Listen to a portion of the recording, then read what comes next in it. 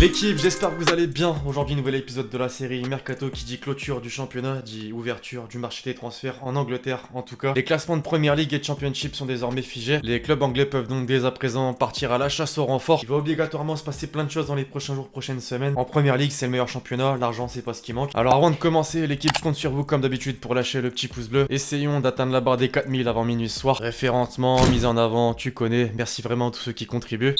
On entre maintenant dans le vif du sujet, l'équipe en France du côté du Paris Saint-Germain. Dans l'attente de la fin de saison de la Ligue des Champions, entre autres pour véritablement lancer son mercato, le club de la capitale prépare tout de même cette période des transferts et le directeur sportif parisien Leonardo se trouve déjà en action. Après le recrutement définitif d'Icardi, le Brésilien a ciblé 4 postes. Selon le quotidien régional Le Parisien, il souhaite recruter un latéral droit, un défenseur central, un milieu de terrain et un attaquant, à l'exception du milieu souhaité pour donner plus de solutions à Tourelle. Finalement, l'ancien Milanais va essentiellement remplacer les joueurs partis en fin de contrat comme Meunier, Cavani ou encore Silva. Plusieurs noms ont déjà été évoqués, on les a mentionnés au cours des dernières semaines. Au fil du temps, certains dossiers avancent. Dans le dernier secteur cité, Milinkovic-Savic est toujours l'une des priorités des dirigeants. La Lazio demande toujours près de 80 millions d'euros. Maintenant, le joueur a laissé planer le doute, il s'est confié sur Sky Sport. Visiblement, son avenir semble assez flou. Je cite, mon objectif a toujours été de jouer la Ligue des Champions avec ce maillot, et ce depuis le premier jour. Maintenant, nous avons atteint cet objectif. Mon avenir, je suis bien ici, j'ai la tête ici, j'ai un contrat de plusieurs années ici, donc je suis là. Mon agent s'occupe du reste. Si rien n'est acté, on a compris que ça se complique grandement. Heureusement, les pistes sont nombreuses. Camavinga fait lui aussi partie de la liste. Promis au Real Madrid pour l'été prochain, il inquiète grandement les dirigeants du club espagnol. Après que l'agent du joueur ait affirmé ne pas savoir s'il pourra attendre le champion d'Espagne pendant un an, alors que le PSG surveille le dossier de près. Selon As, le Rennais est attentif au marché et aux différentes offres qui pourraient lui arriver. Le média espagnol estime aussi que tout dépendra d'une qualification en C1 ou non pour Rennes la saison prochaine. Tout est possible donc pour Paris, bien sur le coup, mais pas seul. Madrid, on l'a dit, mais le Bayern aussi s'intéresse de près à lui. L'OM, à présent, est l'un des clubs français les plus actifs sur ce marché des transferts. Après les arrivées de Pape Gueye et de Leonardo Balerdi, les dirigeants espèrent toujours dégraisser afin de renflouer les caisses dans ce sens. C'est un dossier qui commence à durer depuis quelques temps maintenant, mais le dénouement se rapproche. Maxime Lopez, qui est à une année de la fin de son contrat, serait très proche du FC Séville. Depuis plusieurs semaines, un accord est même annoncé entre les deux clubs à hauteur de 8 millions d'euros plus des bonus. Ce week-end, dans son édition du jour, l'Estadio Deportivo a expliqué que le joueur et le club andalou sont tombés d'accord sur les termes d'un contrat. L'OM entend bel et bien le vendre cet été. Monkey voit en lui le fervent successeur dans l'entrejeu sévillan d'Ever Banega. Pour le rappel, l'été dernier, une somme de 15 millions d'euros avait déjà été proposée pour le récupérer. Néanmoins, les dirigeants du club phocéen avaient rejeté ces offres une fois, mais pas deux donc, visiblement. Le LOSC, de son côté, a l'un des effectifs les plus prisés du championnat. À en croire le Sunday Times, le Borussia Dortmund aurait initié des discussions pour le milieu offensif lillois Jonathan Ikoné. La formation dirigée par Lucien Favre n'a pas attendu bien longtemps pour se signaler sur le marché des transferts. Après avoir enrôlé Meunier ou encore Bellingham, un dossier brûlant se profile à l'horizon pour la succession de Jadon Sancho en partance pour Manchester United. L'international français est donc considéré comme un potentiel successeur. Il a des caractéristiques qui collent parfaitement aux préceptes de jeu prônés par Lucien Favre et sa marge de progression, on le sait, reste réelle. Une fois de plus, finalement, les Dogs s'apprêtent à céder leurs meilleurs éléments pour renflouer les caisses. On pense à Pepe la saison dernière, à Osimhen aussi en partance vers Naples. Outre-Manche, le mercato estival débute seulement. Les Red Devils comptent frapper un grand coup. Ce n'est désormais plus une surprise, on l'évoquait il y a quelques instants. La direction mancunienne rêve d'enrôler Jadon Sancho, mais pour l'heure, rien n'est fait. Et d'autres joueurs pour renforcer le secteur offensif sont également visés. Selon les informations de The Athletic, Manchester United serait vivement intéressé par la venue de Kingsley Coman. Des discussions avec l'entourage de l'international français auraient même déjà été entamées. Le club, qui a tout juste obtenu sa qualification pour la prochaine Ligue des Champions, n'écarterait apparemment aucune option pour l'enrôler, soit sous la forme d'un prêt, soit via un transfert sec. La bonne nouvelle ici, c'est que le concerné serait plutôt ouvert à un départ à Manchester, là où il y retrouverait Pogba et Martial. En Bavière, en plus, la concurrence s'annonce rude. Le Bayern a récemment enrôlé le roi Sané. La semaine dernière, son nom était évoqué au Portugal. Le Benfica voyait en lui le prochain chouchou des supporters, le premier grand nom à rejoindre le club lisboète. Néanmoins, le dossier est compliqué. En l'espace d'une semaine, une autre rumeur l'envoie déjà ailleurs. Libre de tout contrat depuis son départ du PSG, Edinson Cavani n'a toujours pas trouvé un nouveau point de chute pour la suite de sa carrière. Selon la presse internationale, il demande un salaire de 12 millions d'euros par an pour signer. Une demande donc à l'image du Benfica qui refroidit plus d'un club. Il y a quelques jours, Leeds United validait sa montée en Premier League. Une véritable délivrance pour les supporters qui attendaient ça depuis des années. Maintenant, il faut penser à la saison prochaine et à renforcer l'effectif. Dans ce sens, le président du club s'est exprimé à ce sujet et a même mentionné le Matador. Je cite, en plus de sa qualité, Cavani pourrait contribuer avec son physique et s'adapter ici. Mais je n'ai jamais parlé de lui avec l'entraîneur. Cela dit, nous avons certainement pensé à lui et nous verrons, étant donné qu'il est toujours disponible via un transfert gratuit. Même mieux, par la suite, il a mentionné un certain Zlatan Ibrahimovic, même si cette possibilité semble trop compliquée. Je cite, nous avons essayé de le signer en janvier, mais il a choisi de rejoindre Milan et l'accord a disparu. Maintenant je pense qu'il est trop tard, l'intensité du football anglais est différente. Puis c'est officiel, lui aussi libre depuis la fin de novembre et son départ d'Arsenal. L'ancien entraîneur du PSG, Unai Emery, effectue son grand retour en Espagne. Il s'engage avec Villarreal et pourra donc ainsi retrouver la Liga et la Ligue Europa qu'il avait conquise avec Séville à 3 reprises par le passé. L'ancien directeur sportif de Valence, Pablo Longoria, rejoint l'OM en tant que directeur général délégué chargé du football. Il entrera en fonction le 3 août prochain et selon le communiqué, il supervisera l'ensemble du secteur sportif de l'équipe première au centre de formation. Le défenseur croate de Liverpool, Dejan Lovren, signe pour 3 ans au Zénith Saint-Pétersbourg. Les deux clubs sont tombés d'accord sur l'indemnité de transfert qui se situe aux alentours des 12 millions d'euros. Enfin, Santi Cazorla, qui était en fin de contrat avec Villarreal, rejoint le club entraîné par son compatriote Xavi Hernandez. À l'âge de 35 ans, il signe à Al Sadd. Le club qatari n'a pas annoncé la durée de son contrat. Bref, voilà l'équipe, c'est tout pour l'épisode Mercato du jour. J'espère vraiment que vous l'avez kiffé. Je compte sur vous et c'est le cas pour lâcher le gros pouce bleu. Donnez-moi votre avis dans les commentaires sur tous les transferts probables et tous les transferts officiels